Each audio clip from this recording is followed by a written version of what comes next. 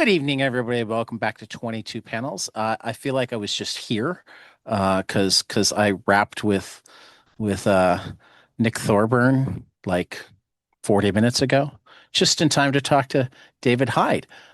Since I talked about you coming up on the last episode, I figured I should talk about him on this episode just for my mom and brother and anybody else who happens to listen to this podcast. Hi, Britt. Hi, John. It's When so you've got a small podcast, David, you can greet everybody by name every episode if you feel like it.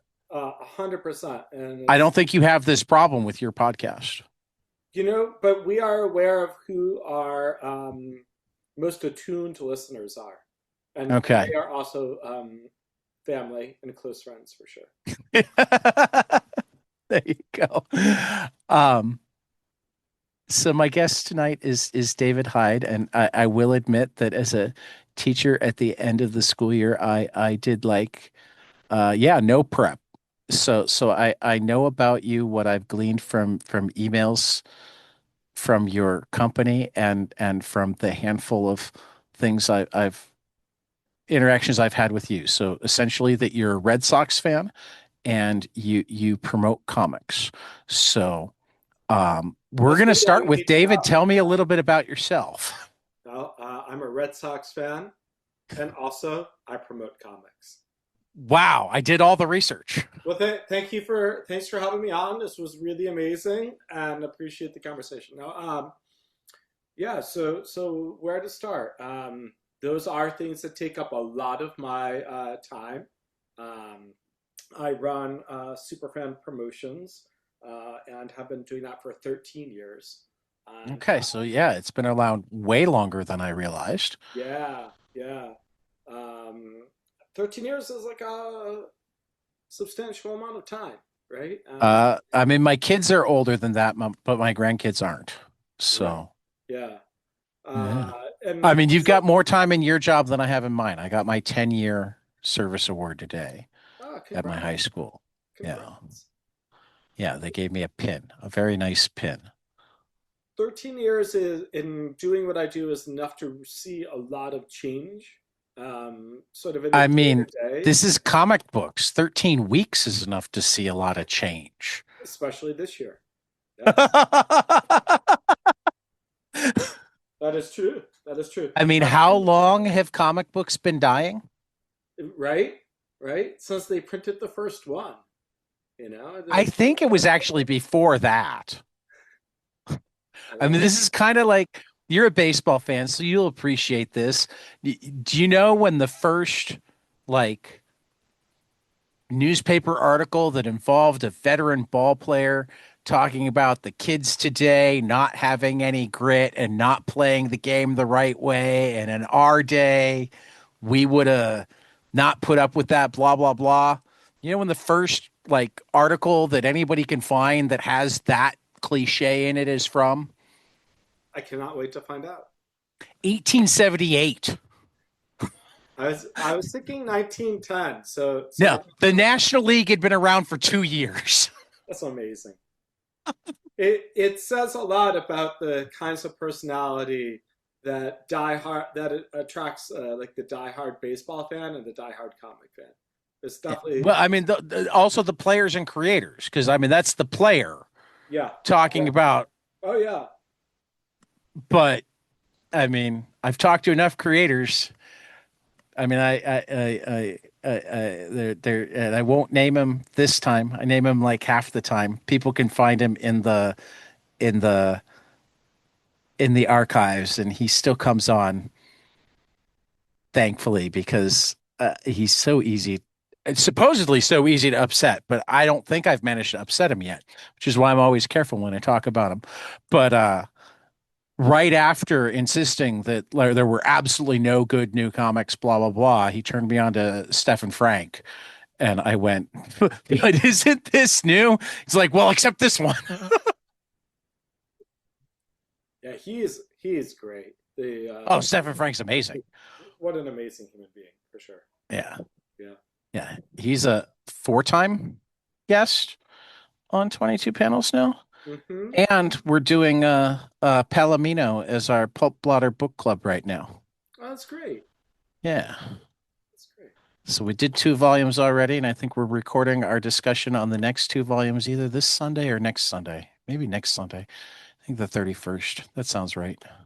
I've been working with him for many years now. Yeah. Gosh, maybe 8 years, 7, 8 years. And So another person that you've known longer than me. yeah, Everybody seems to know you. well, I've been around, you know. Well, So, that's what it so sounds yeah, like. I've been doing this for 13 years, and before that, I was at DC Comics for 9 years. Okay. Uh, Okay. and then before that, I was at Random House for 5 years. Okay. So, Nick, like I said, Nick Thorburn was just on, and when I brought up your name, he's like, "Yeah, you mean from DC?" And I'm like, "I need to do some homework because I didn't know that, but you've now yeah, confirmed it." I've confirmed it. It is true. But Did you do similar work at DC? Were you in yeah, I promotions ran there? I ran the PR office for Okay. a time there. Yeah, So that would that have been in the Paul Levitz years? it was Levitt's into ConnectCon? DC Entertainment years. Okay. Yeah, Levitz has been on a couple of times too. So like it's a small world, right? Like yeah, it comics are is. It small. is. But again, autism brain. So I start drawing all the lines that might lead to questioning or just feeling cool, whatever. So tell me about what Superfan Promotions does, because I know that I get wonderful emails with press releases and links to things to read, and that I can email back and set up interviews, and that's a beautiful thing to me because it's so much easier than sending the cold emails, which I still do plenty of, Mhm. but like No, it's a I great mean question. I'm going to for give you like the kind of course correction that I tried to give new clients when we have our kickoff call, which is, sure, what we do is publicity, right? Like you just right, kind of laid out very traditional publicity, day to day workflow, right? But what I tell clients for that first call is don't think of what we do together as promotion. One, because I at least find promotion super awkward. Some people love it, some people thrive on it. I find the majority of people in the comic industry are shy about it or conflicted about it. And what yes, I encourage people to do is to think of what our job really is, which is to start a bunch of conversations, right? And to bring people in, bring people behind the scenes about how and why they make the comics that they make, and think of it like a party, um, right, where you want to have as many conversations and that are really rewarding, and then with as many people as you can. But you also want to have like meaningful conversations so that the next time you end up at a party with those people, you gravitate towards them and have something to talk about. And that is largely what we want to do is, let me say that 2026 is a really hard time to nurture community. Like so yes, much of what we do, like day to day, feels destabilized currently. And yes. and part of our job, while we're writing a press release or we're booking an interview, is just to try to get everybody to take a deep breath and be present in the moment as long as they can, and celebrate comics together. So that's what we do. It's a mix of a lot of traditional press approaches, booking interviews with legacy media, booking interviews with podcasts, trying to get review coverage, which is harder and harder than it's ever been. Review Um, coverage. I mean, you realize that we're like half a generation from people not knowing what the word review means. oh, I know, it's wild, right? On the flip side, I mean, you know what I've been seeing in the hallways this year? Hacky sacks. So, I mean, maybe reviews will come back as the niche thing in like 10 or 15 years. I think there's going to be a real backlash to the very corporate times that we live in a Yeah. really serious way that is probably already happening. Um, especially for like the younger generation, right? Oh, it is happening. And in some ways, I would think that that's actually one of the reasons why reviews are a word that in a generation the kids will barely know is I'm already seeing the backlash where like the idea that you would do anything other than explore it yourself or trust a friend or an influencer to tell you something was any good is just like I mean, I laugh because I know how many of the influencers are paid and it's but like particularly in the age of AI, I'm watching kids trust things in print less and less, Hmm. which like depresses me. Because the advantage of print is it's probably the easiest medium to figure out a way to vet it. Hmm. You know what I mean? I do. I do. You know, I mean, when you're looking at a print website, spend 5 or 10 minutes and you'll figure out whether they're legit. Yep. You know, I don't know if that's true of people putting videos up. I don't know if that's true of 140 character threads. Yeah, and I think that we're in unprecedented times on both of those, right? And Oh, yeah. because they're print and text, and just reading text has a longer history, it's easier to suss out in a different way. But Right. the parts that I find like most enjoyable about this job is just um, when I'm able to have like a longer, again, conversation with somebody Right. who is an actual expert. Like I personally find that very rewarding as a person. I am Oh, absolutely. I'm That's why probably I do this pretty podcast. skeptical about the idea of the influencer. Not that there Yeah. can't be people who influence thought, but like Well, see, the pay to play model that you just talked about makes yeah, no, the pay to play model makes drives me up the wall and like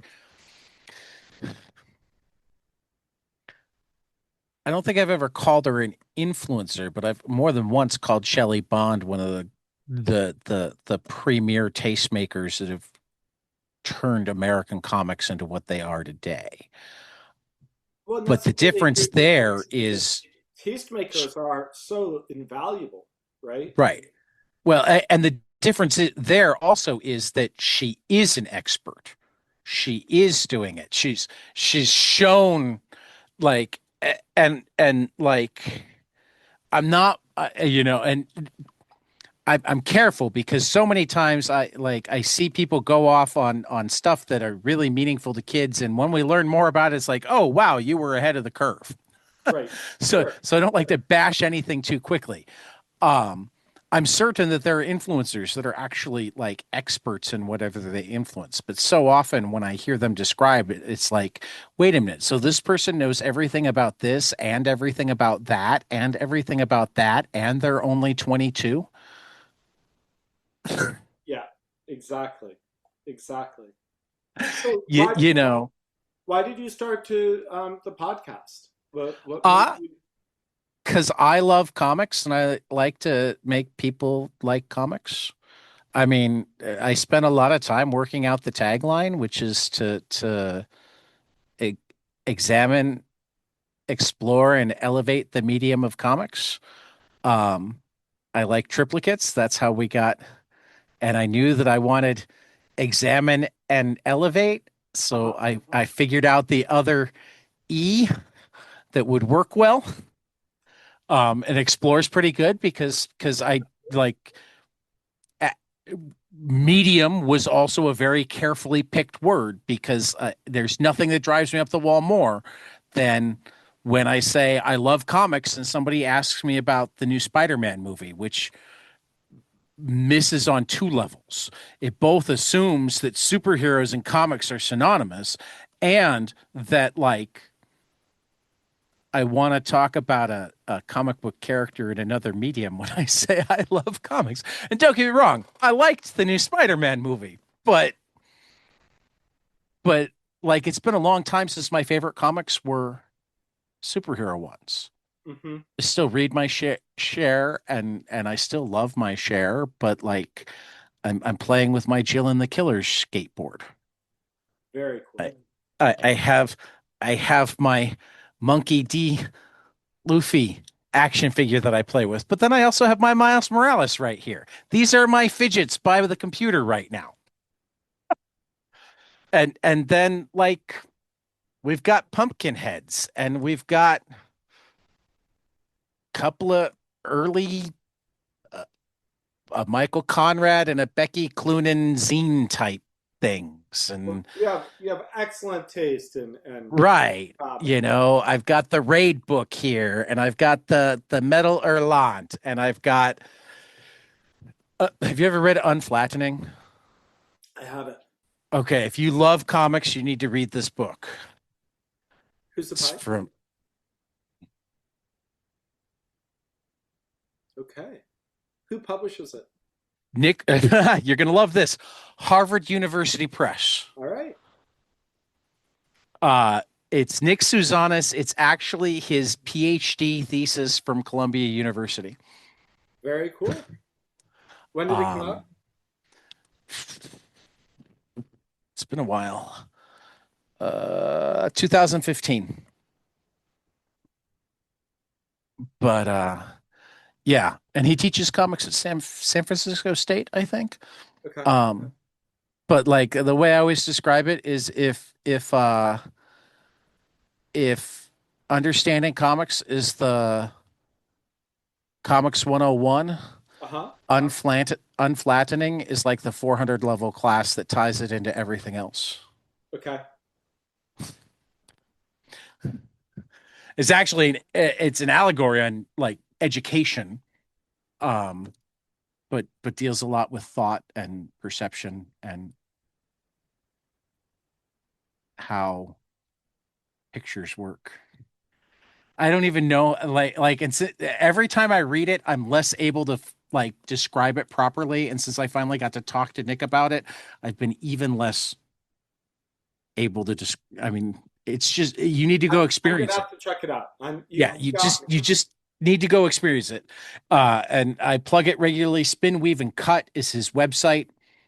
Everybody should go there. Everybody who wants to just know more about comics, and particularly any teachers or librarians listening, is the absolute resource of like comics education, Fantastic. links, resources, articles, How you did you know. how did you discover the book? Um, Karen Green? Yeah, of course. Karen, he went to Columbia. Okay. So when I had Karen on, Karen was one of my early guests. Okay. When I had Karen on, she brought him up because he actually drew a comic biography of her for the Columbia newspaper while he was there. Very cool. So I picked up the book and started corresponding with him. He was like, I had, I think we worked it out when he was on. Karen was like my seventh guest, and I started corresponding with him, trying to find time to get him on the show at that point. He's like guest 305, something like that. So we've been going back and forth and Wow. just The first time you talked to him was it for the podcast? I mean we'd emailed. Okay. And I'd gone to like an online symposium he did on comics for the blind, um, which I hadn't really talked to him because it was a symposium with a lot of people, but I got to chat for a minute or two at the beginning of it. And then, so yeah. But Wow. then the first time was an extended conversation was on the podcast. A lot of my first extended conversations lately have started on the podcast, but then I get friendships out of them, and that's even cooler.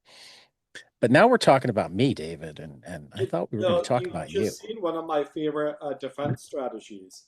For somebody, I love to be the ghost in the machine, right? So I love Right. to get other people to talk about themselves and help draw out their stories, right? I see. I like that. Yeah. That's what I try to do, but sometimes Sometimes I start babbling instead. Well, Not always disciplined, you Dave. gotta, you clearly have a lot of excited opinions about comics, right? Thoughts. I like to say thoughts. Opinions it implies more firm. It's not as opinions aren't as firm as beliefs. I'm not huge on beliefs because beliefs are things that are much more immutable, and I like to be willing to change my thoughts if I have new Mm-hmm. information. Mm-hmm. And also, again, autistic, so I sometimes get way too specific on like language just randomly. See, you're pulling it all out, David. I love it. I love it. um, but I want to dial it back into promotion because I love the way you pitched promotion. That was the perfect way to sell promotion to a prospective comics client. But I want to get more nuts and bolts.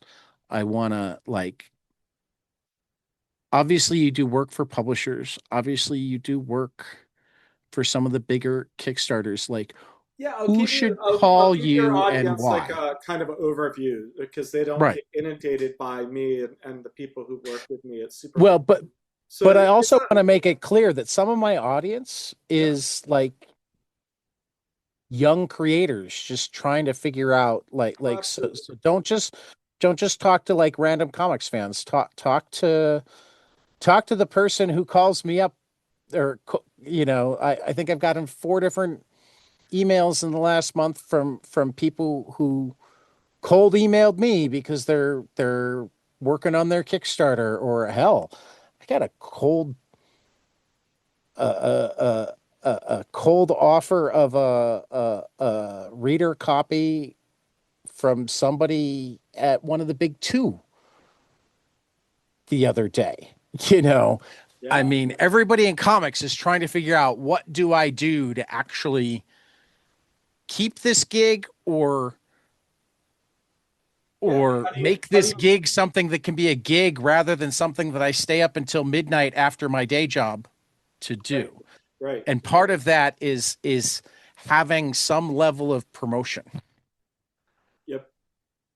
So, what is it that like you guys Yeah, so offer? I will What? for everybody listening, whether they're a fan or a librarian or a comic creator or somebody at a publishing house, just really quickly, Superfans clients kind of run the gamut from Comixology, Oni Press. We do all of the publicity for Oni Hmm. Press. We there are certain people, comic professionals who are in house, who bring me on for certain high profile gigs. So I've been the publicist for Mike Mignola, the creator of Hellboy, now for almost 13 years. It's been a long Yeah, you let me talk to his brother, right. which was very fun. I don't God want that bless to. him. McNeil just doesn't like to do podcasts, unfortunately. I don't want that to sound like I got. But if you can twist the arm and get me Tom Morello, I mean he's local. He's a Cubs fan. I mean You'll talk to Mr. Guggenheim, but I'll talk to Mr. Guggenheim, but then I do an awful eye on the people who work with me at Superfan. We have a really talented you team do. of people, but we do a lot of Kickstarters, and I think we've done over 120 Kickstarters now. A lot of them See, in that was one of the course of the last questions that 5 I years. had. What all do you do do you just do the promotion side of the Kickstarter? I mean, what level of Kickstarter assistance do you Yeah, offer? it great question. It does run the gamut. Um, so broadly speaking, I help tell, and I'm not trying to be pretentious about this, but the No, part no, no. where I like mean, we have to tell the story. So right, depending on who the client is, I will be in the weeds with them working on the Kickstarter copy, like from what is the title, what is the subtitle, what are the tiers. Um, right. then obviously writing the press release once the copy is set. Um, Depending on the scope of work, we do pretty much everything other than help fulfill the Okay. Kickstarter, which is huge. That was one of the $1 million questions. Because Yeah, like so we don't if like there are if people you out help there. with fulfillment too, you would immediately become many people's hero. That is or villain, depending Well, on yeah, but that's definitely something that scares a lot. I mean, the two things that scare creators about Kickstarter, particularly like right now, there's a huge swath of creators that have had a certain amount of success at publishers through the years, but as you have brought up, the publishing market is very different than it's been. So yeah, they're finding themselves doing Kickstarters. Um, but the things they don't know how to do are promotion and production right, right. because that's never been their job. Yeah, I'm the how do I say? I'm a pretty curious person. The team of people who work with me at SuperFan, there's a lot that we're always trying to figure out and do better and like you know, more YouTube interviews, more, you know, how much are we going to lean on influencers? Um, Given all of the challenges around shipping and fulfillment, that one I would not touch currently. Not touch. Yeah. Okay. Yep. Then there is still a glaring market inefficiency, to use some baseball terms here. Yes. Um, for somebody who will run your um Yeah, I think, fulfillment, I, publishing and fulfillment. but I think one reason for that though is you kind of do need, in my experience, yes, you could be one super incredible, really organized creator who does a Kickstarter solo. I do think it's, if you can afford to do it in any way, to have a small team, Yeah.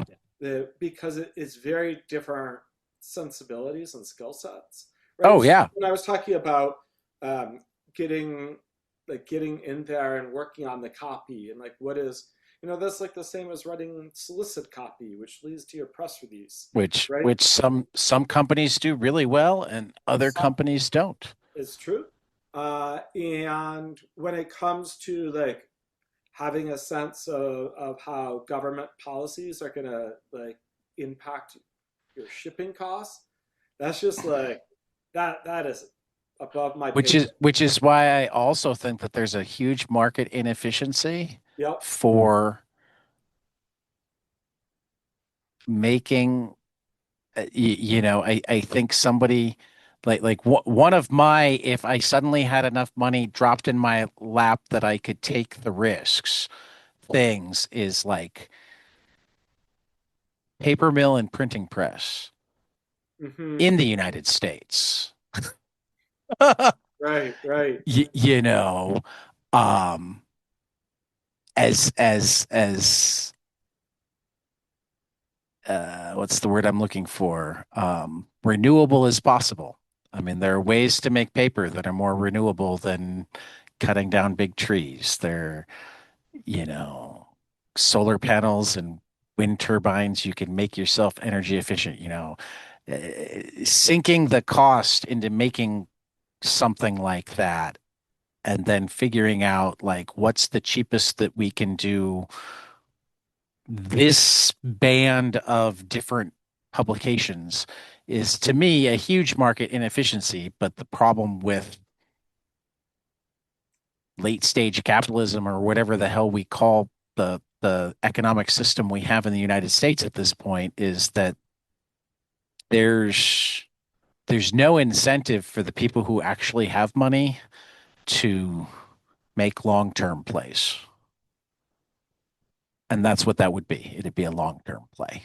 It would be I'm going to spend the money to set myself up right and assume that I make that money back over this amount of time because I think there's value in creating this. You know, Or maybe someone will be listening in you. that's why I keep saying it. Yep. Yep. One day I'll say it when the billionaire is listening, or even maybe the multimillionaire. It's very Um, What? I said for real, right? You know, I mean, it's not like we don't have the space. It's not like we don't have, yeah. I don't let myself fall too far down some of these rabbit holes because half the time, if I fall too far down the rabbit hole, I find out that it's even easier than I think it's going to be. But you still need like $10 million to start, and like $10 million is the moon for me and pocket change for about 3,000 people in the country. You know what I mean? Well, it's listen. There's a lot of challenges that we face right now, and I personally try to pay enough attention to the news cycle and like the larger narrative that we're all living through, and then sort of hyperfixate on what I can do and what I can do better. That's what I try to do most of the time too. Yeah. That's why I put out so many of these podcasts because that's one of the things that I can do. But also thinking out loud is one of the things that I can do. That's the advantage of having a podcast. You can think out loud and you never know if that ripple will. This is one of the things that I like every time anybody tells me that there's nothing that they can do about this, that, or the other thing. I sit there going, I'm a teacher. Do I know that anything I teach will mean anything? Absolutely not, except that somehow it always does. Hmm. So, like, just talking about it is something. Just thinking about it is something. It might not immediately solve the problem, but you have no idea who might listen to it and be inspired in one way or another. And like, if I let myself go the other way, then I can also go like, might be inspired to stomp on it and make certain it never happens, but we won't go there. We're talking good things about You comics. know That what? We're was gonna, but I'm gonna actually take that point and bring it back to what you were asking me about. In that, perfect. That was where I was taking it uh, or trying to. when I talked before. I've been doing this at SuperFan for 13 years, and then when I started at DC was 9 years before that. So Right. that's 2 decades of pop culture and Right. entertainment news, cycles and trends and all of that, and also like over the course of these last 2 decades, like American life has become so much more corporate, Yeah. and there's more and more fixating on like from a marketing level, like going mass, going Yeah. like for the big numbers. I think that that trend went so far in that direction. Like the idea of getting that national headline for the broader Right. audience, which is super valuable, always feels great when you do it. Um, but I think what has opened up is the real impact of like the micro communities, right? Yeah. Like small podcasts Hmm. and small websites. Um, and I try to say this to clients all the time that like we feel good if we are in legacy outlet to be named later. Um, Right. and you get that hit, but at the same time, if you are covered by a small site and it only has a few hundred readers, but they all read comics, that is your audience. And Right. so that the ability to communicate directly to them during a time when culture has gotten more and more fragmented, I think is invaluable. Part of the Yeah. question, again, as well, I'm sure we're going to do this all night long, uh, bringing back to something else that you said is, yeah, how much are people reading, right? So there was Right. a discussion with one of my clients recently about like the value of a smaller website. I still think that those interviews are invaluable because it's part of I do. a larger story. And our biggest challenge, man, right now is how do we discover things in a way that is authentic and Right. enticing, Uh, that you can uh, uh, connect with emotionally. Now you've got me doing alliteration. It's my favorite thing. yeah. Yeah. No. No. I mean, where I'll totally agree with you in terms of like, yeah. I don't know how many I'll just use my ecosphere Mm-hmm. because it's easier. But you could swap me as a teacher out for a comic shop owner or a librarian or whatever. Mm-hmm. I don't know if any of my students know the beat exists, even if I've shown them articles. Right. You know, they might have loved that article but completely forgotten where they saw it. Right. So getting an interview or a piece in the beat won't sell anything directly to them. But I read the beat every day.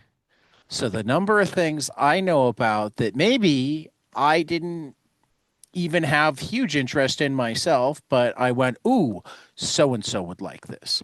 Or I went, oh, I don't have a ton of interest in this, except that I've never talked about something like this on the podcast. Let me go look into this because I want to know more. Because I trust that if Heidi's covering it in the beat, it's Mm-hmm. worth covering. That even if it looks like something that's not my cup of tea, it's going to be like the best version of not my cup of tea. And maybe I'll discover that it is my cup of tea when it's the best version of not my cup of tea.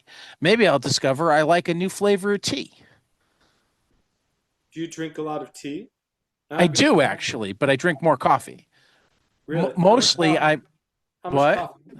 I'm How much? hyper fixated these days on people's routines. Um So how God. much coffee do you drink every day? So every morning Mm-hmm.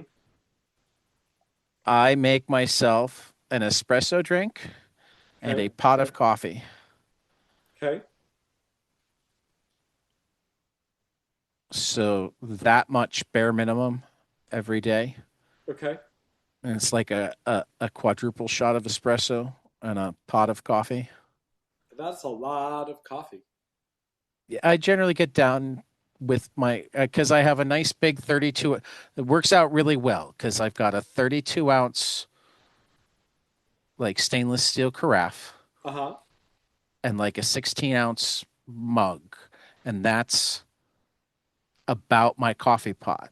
So I have the 16-ounce mug while I'm getting ready. Otherwise, the 32-ounce carafe goes with me to school, and then the espresso drink is what I drink on the way to school, and sometimes finish up on the way home, depending on how hot it was. Okay. Um, so like that's what I drink between 5 a.m. and like 4 p.m. Okay. So yes, it's a lot of coffee, but it is spread out over a little bit of time. I try to have 1 cup of coffee every morning. That's No, no, that's that that that would not suffice. mm, I mean that thankfully, like I don't very often have that issue where when I don't have coffee, I can feel it. Uh-huh. Like it's not impossible that I won't have coffee on a weekend.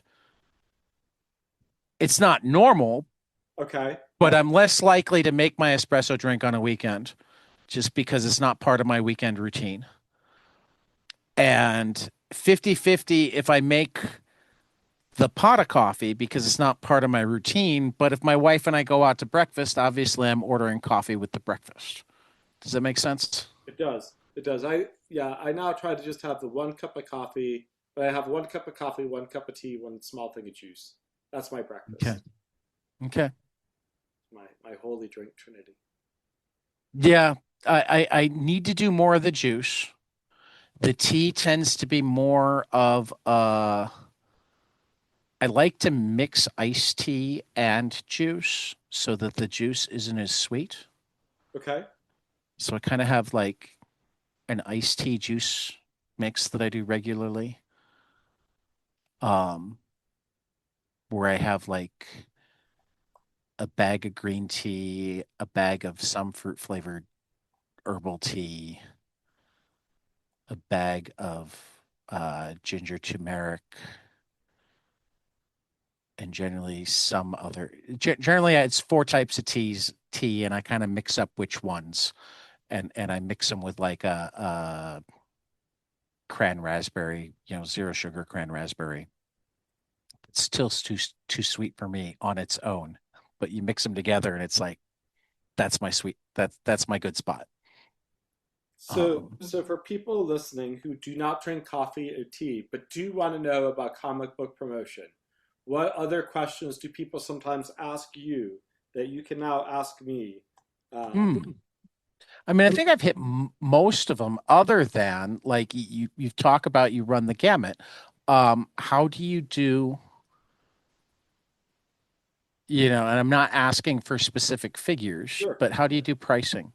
Like when should somebody, I mean, because here's I tend to be the type of person where it's like if I don't know how to do something, maybe I'll learn how to do it, but if there's a way to have somebody else do it, that's better. Uh-huh. Um, Even if it means profit sharing, even I mean, I was talking to Olivia Cortero Briggs just yesterday and or yesterday, day before yesterday. And she was like, no, I have agents for everything. I don't know how to do that shit. They can have their 25%. Right, right. Yeah, no, it's good to know Um, what you're good eh, at and what you're well, interested in, right? right. And again, similarly, like the number of times I hear people who desperately need lawyers for things say, "Oh, but I can't afford a lawyer." And I'm sitting there going, "You don't understand how lawyers work. If you actually need them, they're taking their money once they've earned it, and it's not coming from you. And if you don't actually need them, they'll tell you that, and they'll tell you that for free." Yeah. So to go back to your question about like pricing, there's lots of different scopes of work that I do, Right. and there are people who I've recommended to not hire me before, right? Okay. Um, we're not cheap, right? And it is a really weird time in the press environment. Right. And I never want to promise to somebody something that I don't think that we can do. Okay. And that said, given the press environment and given the attention issues that we have, um, I feel really good about the services that we provide. No, It's I know really that you provide good fulfilling on the services. on I the just don't know like the scope and the yeah, scale. Like, yeah, because like, I mean, I could imagine a situation where it's like, okay, if we're doing all of this for you, then you're paying this up front. It doesn't matter what you get in return, blah, blah, blah. But I could also see, okay, we're going to help you with this Kickstarter. This much gets needs to be baked into the Kickstarter. And if you fund, we get that check. And if you don't fund, we took the risk with you. I don't know if that's what you do, but those are like those are just examples of what I could imagine. And I'm trying to figure out who should call you. What point should somebody be at when they for them to think calling superfans is a thing I should do to possibly give myself more time to do what I love doing and let David and company deal with the part that I don't like as much. yeah. So there's a lot of different things that go into that question. One, Of course not. do you have the financial resources to do so without without sacrificing something that is essential, right? Okay. Do you have the ability for your book to receive distribution in a meaningful way if what our work together really takes off? It's one reason why I feel really good about the Kickstarter model, right? So the Kickstarter model has like built-in thresholds, like with bonus once somebody's in the black and is making money, right? In addition to a flat fee that we charge up front. But it's also because we can a successful Kickstarter to me, and first of all, as a caveat for anybody listening, like I've done 120 crowdfunding campaigns. I consulted for Kickstarter for 3.5 years. The bulk of the work that I've done in crowdfunding has all been on Kickstarter. And part of it is because I love the dashboard on Kickstarter, where we can see, okay, great, we got IGN and it drove this percentage of funding for your campaign. Oh, you were on 22 panels and then we got this amount of, like, you're Have it's I actually been helpful? Do I ever get to know those numbers? you I'm you curious sometimes. As you soon have as you started giving me unique links, I'm like, wait a minute. So he knows, he probably knows more about my listenership than I do. it. I will say I love sort of the seeing what's real, seeing what drives things and what we're Right. surprised by. Almost every campaign there will be a hit for a smaller microsite that will drive more funding than I think it will. And that's why I encourage people to go out and talk to everybody and do the Right. rounds and put the work in. Um, I mean, I will. it's I will give you some concrete examples by talking about one of my favorite clients, uh, who is Dave Baker, who you I referenced. love Dave Baker. He's a great guy. You I've had refer. Dave Baker on. I just emailed with Dave Baker. I was just showing you a Dave You Baker were just book. showing me Pumpkinheads. Yeah, that's what I'm saying. You had excellent choices in comics. Um, but I don't think he would mind if I said that. But the first time that Dave and Nicole, reached out, I was like, I don't know if this is the right book for you guys to hire me for, right? And Was it Mary Tyler Moorhawk? no, no, Because that was a great book. I'm kidding. I worked with Dave on that. But I could see reading that and going, Dave, I love this, but there's no audience. It's Oh like no, me and some I and read like that five and other I was like, guys, I and know exactly what I want to do here, right? So the first time that Dave and Nicole you reached out, I think it was during COVID, and distribution was, regardless, the last few oh years, yeah, distribution was weird distribution that is year. so challenged Right. currently, and I don't know if I saw the exact thing other than here's two incredibly talented people and I want to work with them, but I just don't know if it's this book, Right. right? So we had a meeting. We decided not to work together and stay in touch. And he came back with Mary Tyler Moorhawk, and I just worked with him on Pumpkinheads, and I'm working with Pumpkinheads. him on Halloween Boy right now for Oni. Right. And the reason why She's on my stack to read Dave right now. really makes sense for me as a client, why we're a good match, is we'll have a quick conversation or a series of texts or an email, and it's like, okay, here's broadly how I'm thinking about the book. Here's the press release, whatnot. What essays do you want to go do that relate back to the themes of the book, where it's not like he's writing why you need to read Halloween Boy, right? Like he's writing a piece about John Arcudi's BPRD run and what it is about reading the story of a certain kind of monster hunter, right? Right. And so you're speaking to the themes of your book, but in a way that you're starting a conversation with potential new readers, and you're coming up with content that Dave had a piece that AIPT just ran about deconstructionism in comics, and it ended up on Reddit, and there's a lot of comments.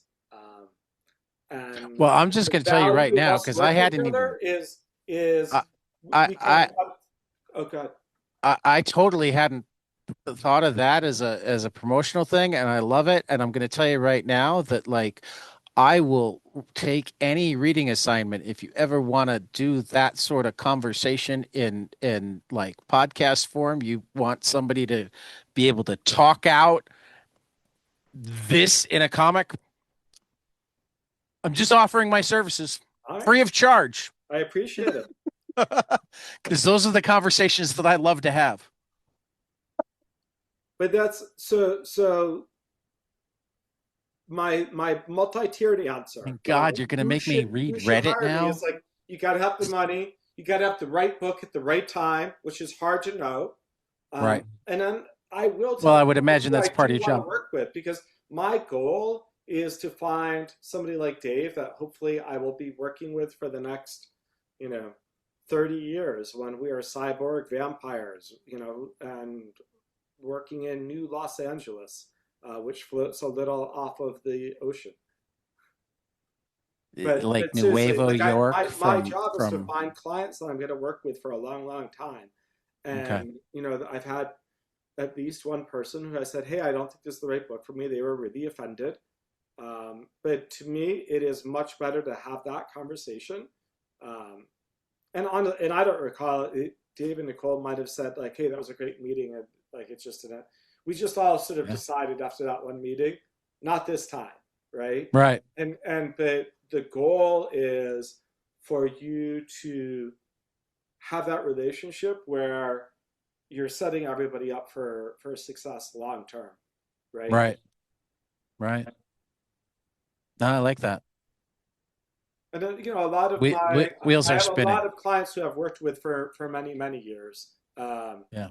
Like somebody like Matt Kent, who I've worked with on and again and off again through the years, but we go all the way back to my time at DC Comics, right? And And I got to give you credit for putting Matt on my show, though I do have to also like I'm gonna call out Derek Gould again yeah, because as it turned out, Matt has wanted to be on my show for almost as long as I've wanted him to be on my show, and Derek didn't make it happen because he was like being possessive or something. I don't know. But but apparently Matt had wanted to be on 22 panels. It's the first time Derek told him about being on 22 panels. yeah, it's funny that somebody like Matt that who's so generous with his time and is generally one of the nicest people in the comic book world. But he's done a lot of interviews through the years, Right? and he had I believe this is still true. He's never missed a single creative deadline. I don't know if you know I that. believe it. Um, I'd the never guy's reached out to always him working. until I got an email from you guys. I mean, that's one of the things I like about getting the emails from you guys because I'm not sending it directly to the creators. I'm that much more willing to like there's a certain intimidation factor to cold call Matt Kent. Yeah, of You know, course. it's not that I've never done it, and sometimes I've even had it work out more times than not because comics are a really weird business.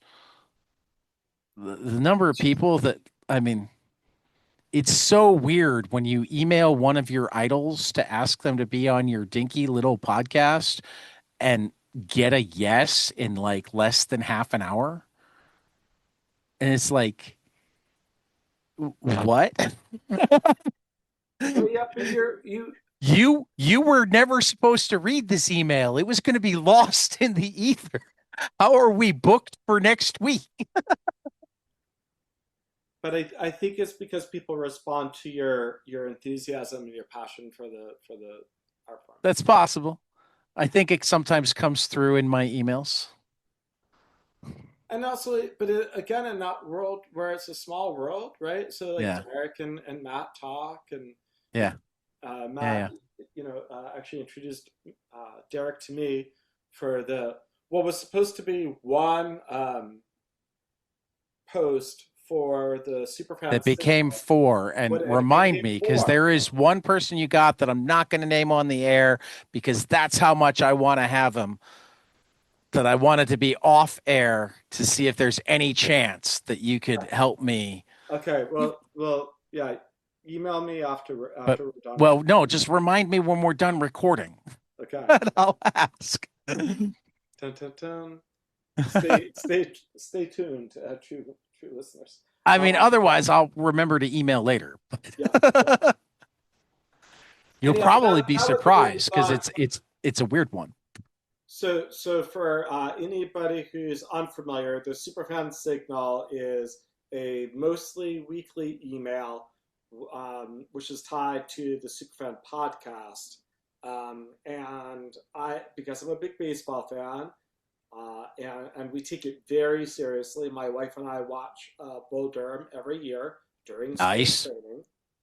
We try to watch one great baseball movie that we've never seen before each and every year. Okay. Um, and then I was thinking about, oh, who else has this kind of deep connection to baseball movies? And it turns out there's a lot of people. A lot of people. And word kept growing. And It actually came up not on last November's, but the November before we like literally randomly got to like favorite baseball movies. And actually, I bet you Mark Russell, Mark Russell had the one that everybody wound up watching and emailing each other about. Particularly because it's not really a baseball movie at all, except that Babe Ruth is in it. Have you ever seen Speedy? yeah, It's a Harold Lloyd silent movie from like 1920. I don't remember what. It's hilarious. It's great. And Harold Lloyd plays a taxi driver, and Babe Ruth gets into his cab at one point, and he takes him to the stadium. that's amazing. So my grandfather was supposedly in a Babe Ruth movie when he was a little kid, just as an extra for a minute or two. Nice. Yeah. But yeah, no, I think So like what is your favorite baseball movie? see, that's tough. It is. It's an impossible question.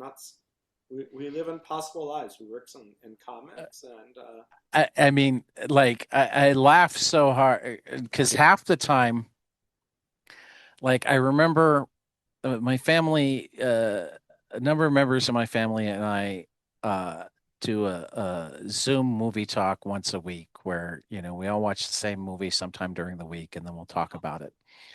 And we did Field of Dreams not long ago. And, you know, I have mixed feelings about Field of Dreams. I can't hate it as much as some of the people who don't like the schmaltz and are annoyed by the fact that Ray Liotta bats poorly and right-handed rather than well and left-handed, and the lack of Negro leaguers and whatever. Um, but on the flip side, like Doc Graham's office was my grandmother's office in the Galena courthouse. So like I have personal connections to the movie. yeah. But what I do remember really saying was as good as this movie is, it's my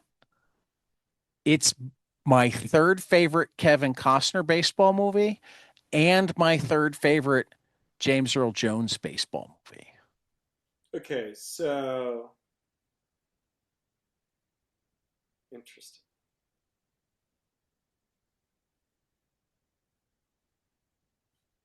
You love for love of the game more. Oh, I definitely love. See, this is one of my unpopular things. Depending on the day of the week, Hmm. they're like 5 day. Like if we're using baseball like terminology, for love of the game, bats about 270 against Bull Durham for my favorite Costner baseball movie. I go back and forth. Okay.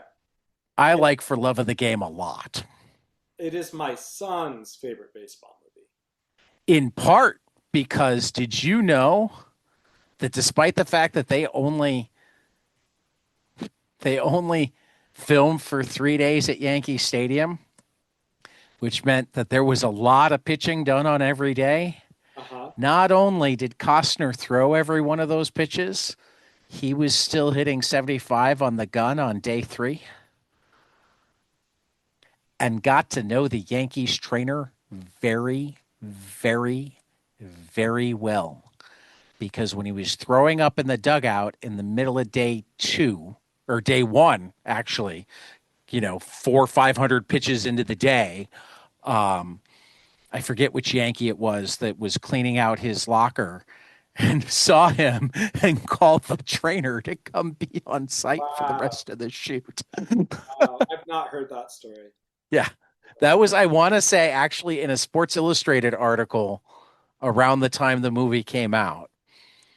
Um, he also hit most of the home runs that you see Crash Davis hit, and That I including the didn't one that know. hit the bull.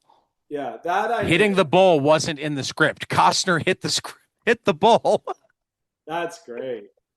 There's So a so even though they gave it to a different, like, he didn't hit the bull in the movie, but he right. did hit the ball that they filmed hit the bull. That's amazing. There's a great oral history of Bull Durham by Shelton that you should check Yeah. out if you haven't read it. I'll have to look at that. I have the DVD that's got his commentary track. Yeah, the oral history is like really thorough, and one of those times where, um, somebody who literally watches that movie every year, Yeah. uh, I probably watch it more often than that. really, Yeah. wow, The movies I love, I play a lot. Now, I don't necessarily sit down and like, I might watch it and read 10 comic books while I'm watching it. uh-huh, Does that make sense? it does indeed.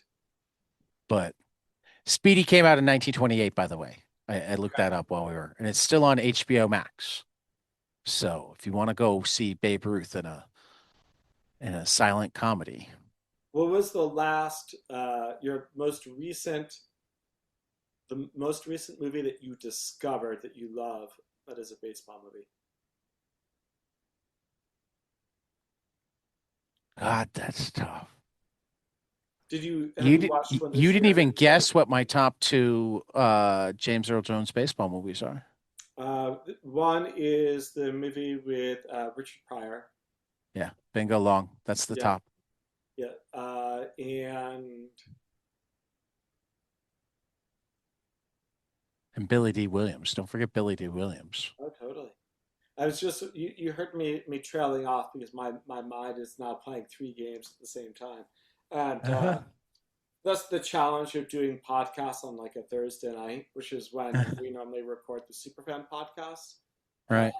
there's a certain part where like your brain's just like, yeah, I've just forgotten all of. I know the I answer to totally get this it. too. All right, just Sandlot. tell me. I know. The Sandlot. Right. Which I watched that for the first time this year. Did you? Uh huh. How old are you? I just Do you turned mind the me new asking? 50. I just turned the new 52. Okay. So I'm a little old for the Sandlot. No, no, no, no, no. I see. I knew that you're just that age that's hard to pin. So I knew that you were within 5 or 6 years, one direction or the other from me. Okay. And if you'd been my age or younger, I would have been shocked that you hadn't seen The Sandlot because The Sandlot came out like perfect age. I mean, what Sandlot was it 90, 93? Right. So a bad time for me to see a movie like that. Right. Whereas I was 13, so it was almost perfect. Right. I think I saw Bull Durham when I was 13. I'd seen Bull Durham too, but like this was But the I'm one saying, that but I I could saw watch with my like friends. when it came out at the and it was Oh, like, okay. Yeah. you know what I Yeah. mean? Like Yeah. it changes you know what I mean? Right. Right. Like so you brought up Levitz earlier. Levitz had this great theory that the best year in comics is whatever year you turn 12. Yeah. I I mean, I firmly believe I lived in the greatest year of comics. It was the year I turned 12, and it was 1986. And you had Watchmen, yeah. Yeah. Dark Knight Returns, Love and Rockets. Like it's I mean, hard Love to and Rockets was 4 years old already. yeah.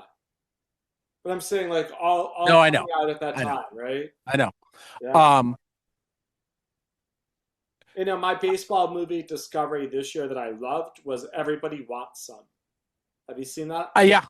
Yeah, I have. I saw that when it came out Yeah, because it's like the spiritual sequel to Dazed and Confused. it is. It is. Um, I really liked Everybody Wants Some. So for everybody, which Dazed and Confused is kind of a baseball movie too. It's got the I baseball scene in it. it's true. It's true. Um, I'm still trying to figure out what my most recent baseball movie discovery is. It's so tough because I have to try to remember what order I've watched things in. Um, but actually, like I know Levitz has said that about comics, but there's Uh-huh. a broader theory, like one of the few sociological psychological theories that has been like had repeated studies come up with similar results. Um, Essentially, everybody thinks when people are talking about the world was better then, they're always talking about when they were 11 years old, give or take like a year or two. So that better world that everybody and like there's studies on this going back like 60 years now. Fascinating. Where like everybody thinks the best version of the world and they don't even realize it. Like I mean they've done studies in such a way where they're not pitting an age, they have to describe the things and they essentially come up with a year and it turns out that it's like 11 plus or minus 2 of whenever they were born. Wow. Um mm, Most recent discovered. I mean, it might be Speedy, just because I went through a period where I dug up a ton of baseball movies like 20 years ago Okay. and haven't missed many of the new ones since. Uh-huh. So like when Mark's, I mean, I think that's one of the reasons that I know Fred Van Lente immediately saw it. I know that Derek Gould immediately saw it. I am pretty certain Hyde immediately saw it. One of the reasons I think we all went after it, it was like, wait a minute, we've never heard of this movie and it has Babe Ruth in it. Last Um, year's movie, I'm sure you've seen this one, but last year's baseball movie discovery was Sugar from yeah, 2008. Have you seen that's a that? good movie. That's a great I've movie. only seen it once. I,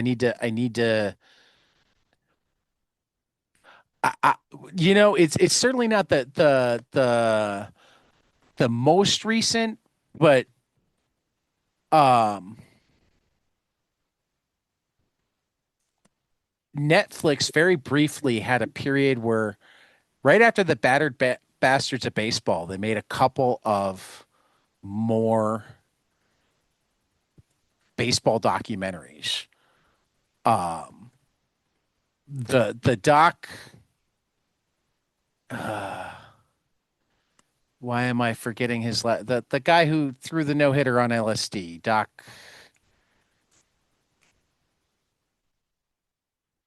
Uh,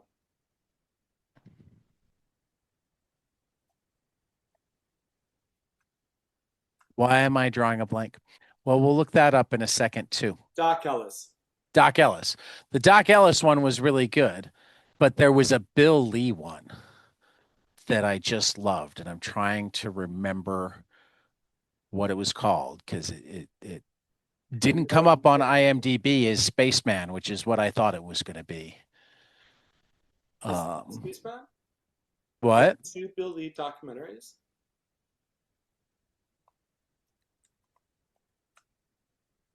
Oh, wait a minute. Maybe no. I think it's Spaceman. I think it is too. It's just I'm not, but there's so many Spaceman movies that maybe I'm just not finding the right one yet. But speaking of Bill Lee and baseball movies, what did you think of Ephus? Okay, that's the one that I need to see still. Oh, okay. Haven't seen, and it is Spaceman, a baseball odyssey. I like that one a lot. I knew there was one that I'd heard of recently that I hadn't managed to see. Ephus is it. Recommended for So sure. thank you for reminding me because I I love me a baseball movie. Yeah, And I the love the Eephus Superman pitch. sequel has been a fun uh, Ah, that outgrowth from the Superfan podcast. And before, because I'm gonna have to, I can hear my dog not feeling particularly well in the other room, so I will have to go fairly soon.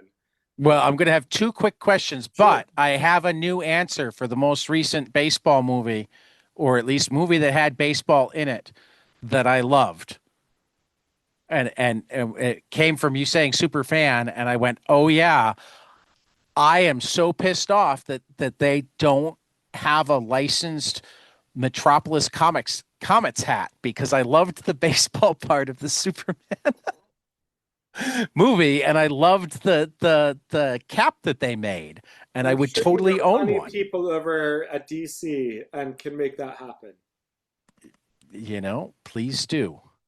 I want that to happen. You'd think New Era would have been all over it. I mean, it's a They pretty have one, but it's not the like on field one. It's like the full logo rather than. it's a pretty deep cut, sir. It's a pretty deep cut. I mean, a deep cut would be if I wanted the Gotham Knights cap that Bruce Wayne wears in the Tom King comic, which I do, but I know that they're not going to make a, a a cap from a comic book. Making a cap from a movie doesn't seem like it's that deep of a cut. You know what I mean? I do. I do. We're still a pretty deep cut. Have you seen some of the hats New Era makes? That's a good point. Is it a deeper cut than the lime green and cherry red Red Sox cap that I'm certain that you can buy? So that is true. That is true. But like, listen, baseball not great at marketing. Comics not great at marketing. That's true. You put them together, they need some help. That's what you're here for. But now I'm going to ask my two closing questions so that you can go Sure. help your dog out. Um, and I'm expecting this first one to be great because you've been around and everybody wants David. Uh, see how I work that in. Everyone wants David or super fans, whatever. You can you work the copy text there, but that's your next promo for yourself. Is everybody wants, yeah, whatever. um, I'm actually going to give you three questions because Okay. we haven't talked enough baseball. Um, so I'll give you the baseball question first. Just tell me a favorite baseball memory.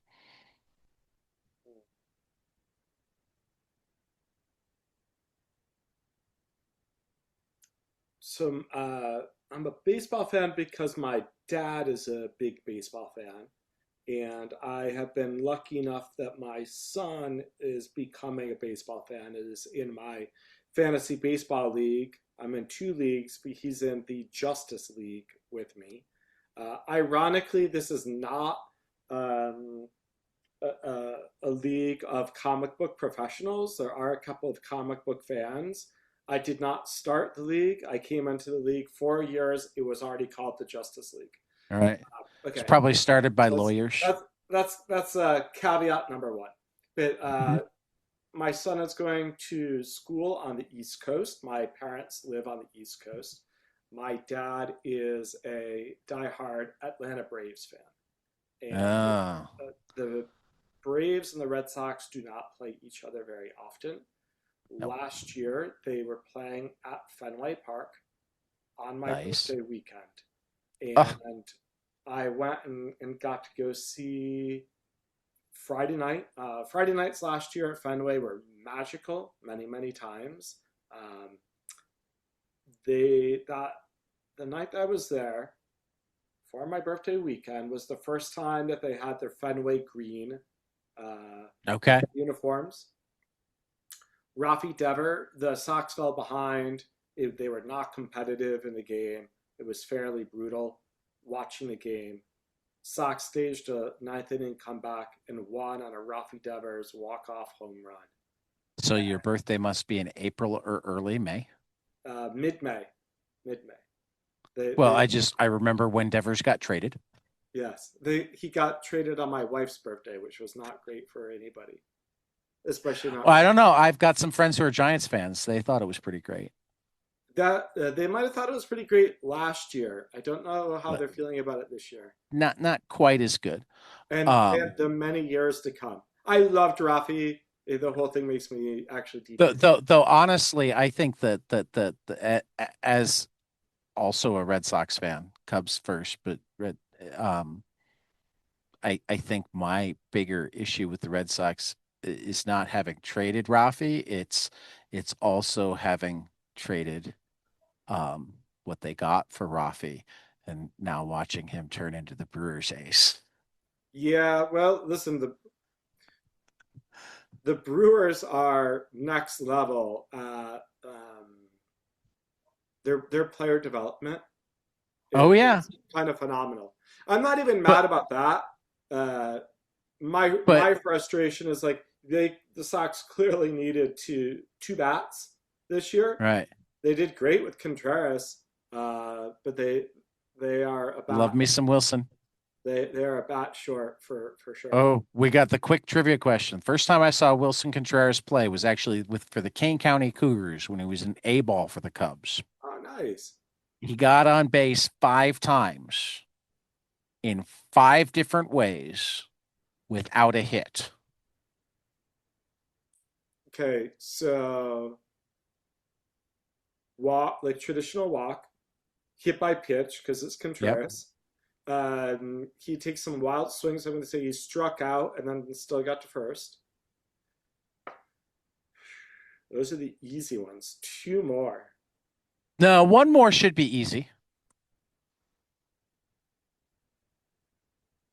Oh, intentional walk. No, because that'd count as a walk Oh, really? Okay. in my mind.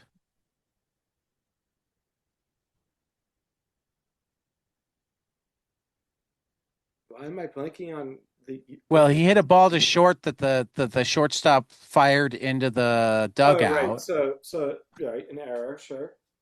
And what is the fifth way? Catcher's interference. Oh, wow. That's wild. That's What was crazy. ironic is that was the fifth at bat. And I was literally saying the only way that you can get on base other than a hit at this point is if there's catcher's interference. That is wild. He's a lot of fun to watch. He is. I'm starting to come I around on miss him. the team, but the beginning of the show was brutal. Just brutal. Yeah, I miss him. Um, he was a nice North Sider. But I to go hated him back on to the Cardinals though. because we went to the Rafi, the sad part of the Rafi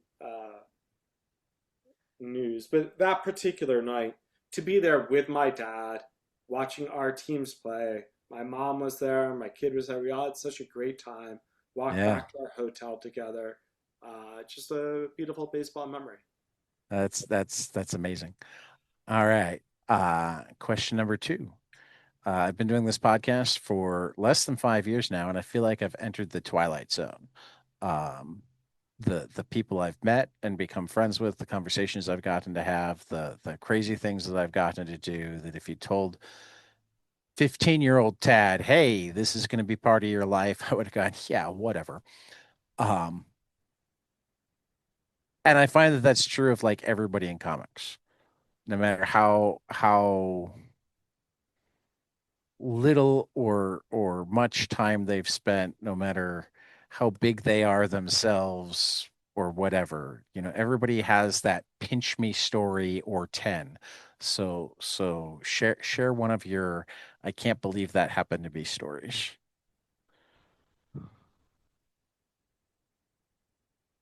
Okay.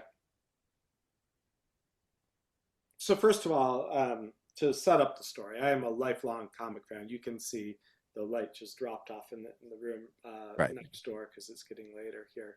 But you know, I clearly wasn't collecting original comic book art when I was first acquiring it as like a What? precocious 10-year-old, right? But you know, I'd go to comic shows and meet really amazing artists like Joe Kuber and Steve Bissette and Walt Nice. Simonson. And being a comic fan who did publicity is very different than like being a comic publicist and going to Right. San Diego Comic Con for the first time. And reader, it is a lot. Like it is a lot to go to that show. If you're listening, you've never been to Comic Con and you've never been there as a professional and specifically as a marketing or publicity person, it's just it's a marathon that you've already been running for a month because it's Right. all about the logistic uh, wind up and endurance that you've done. By the time that I finished my first Sunday at Comic Con and had made it through the gauntlet, I felt I've made a terrible mistake. And I was sitting at the bar by myself, like, you know, like I am a social person to some degree. I Right. largely need time by myself to recharge. And like, if you're at a show like that, you're That working like sounds so common in comics. yes, it's true. You're working like a 14 to 15 hour day around people. So we get to Sunday night. I got nothing left. I'm watching the Red Sox play the Yankees on national TV. The day before is the Veritek A-Rod fight, which I used to have a print of that framed on my wall. as you should. We should have matching I mean, and jerseys. by print of it, I mean I literally printed it on one of the color Yes. printers at the college. So And by anyway, framed, I mean taped. It so I'm sitting was a by dorm myself. room. I'm sitting myself at the bar on Sunday night at Comic Con. I've just finished dinner. I'm probably looking pretty down in the dumps, to be honest with you, right? And up walks Mr. Dave Gibbons, who I've Nice. obviously gotten a chance to meet at the convention. Huge fan of Watchmen. Uh, if you've not met Dave Gibbons is I along have with not. Matt Kent and a very small group of other people, truly tied for the nicest person in comics. And he said, "David, how you doing?" I said, you know, I'm hanging in there." And he said, "Hey, come and sit with me and my friend Frank." I said, "Okay." So I walk over and Dave orders me a drink. And I'm sitting there with Frank Miller and Dave Gibbons. And now suddenly, many of the cast of Sin City come up. And honestly, I could have cared less about. I mean, I love Rosario Dawson's an amazing Yeah, actress. I was about to say Rosario and Robert, if he was there, I would have cared about. The rest of Yeah, them, yeah. But I just, you know, I was hanging out with the people who made the comics that I loved as a right? kid, like deeply, and reread over Yeah, and over again. And not just Watchmen, I loved Dave's run on Green Lantern that he did with Len yeah, Wein, where Hal yeah. Jordan quit and John Stewart became the Green Lantern. Like those were my Bible before I read Watchmen, you know, and just that moment of generosity. Um, Yeah. he didn't have to do that, right? No. We'd only met earlier that weekend, and he just Right. saw me sitting there alone and thought, let's invite this kid over, and it was incredible. That's fantastic. Well, see, this is why I asked this question now. Was another one of your clients that was like the first one that I asked the question, and I love the answer so much. I'm like, I have to ask always. Matt Wagner had such a good answer. Actually, two of them. Matt is so good. Matt is Yeah. so fun. He's just one of those fun. Yeah, And I certain had both. people like you want to communicate with in a different way, Yeah, and Matt's very good and very quick to respond to email, but it's much more fun to get him on the phone. He's got I like believe it. good stories. I believe it. Um, My traditional closing question, one of my favorite questions to ask anybody anytime. Tell me something you love, preferably a comic, but we don't really have rules. Preferably storytelling, but again with the rules. But something that you love that not enough people around you have experienced. You really wish more of them would, so you had more people to talk about it with. Sure. So I referenced him at least once already, but my son is in college and has followed in my footsteps as a comic fan, but then really became a manga and an anime fan, and so he's often turning me on to things.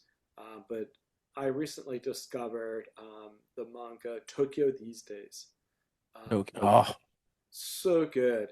And yeah. if you're a I've comic only read the first two professional, volumes so far, but yeah. oh, so good. I read them all in one weekend. I read them as they came out, and I was Yeah, busy when the third one came out. that's always the tricky part with serialized storytelling. But it is, if you work in the industry or around the industry, it's such a compelling read. Um, but it's about a manga editor who's kind of in his later days a little burnt out, and he essentially puts together like the Justice League of mangaka to do a new manga anthology, and it is rewarding and full of empathy and kindness. Um, yeah, just he's an amazing storyteller. Yeah, Taya Matsumoto is I have read Tekken Concrete and Sunny. I That's just why Yeah, that's I why I just picked finished the up the 30th anniversary. yeah. Um and I feel like it was he one of the ones that did a Louvre book?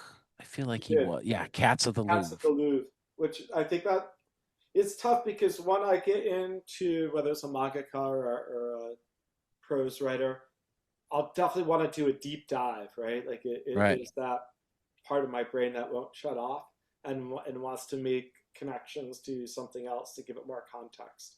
Um, and yeah, so I went and I've been buying all of his books. Yeah. I will say No. that I got turned Fantastic on work. to him by the amazing manga explaining podcast. So Yep. if you are It's a listening fantastic and you don't podcast. know much about manga, the manga explaining podcast is for you.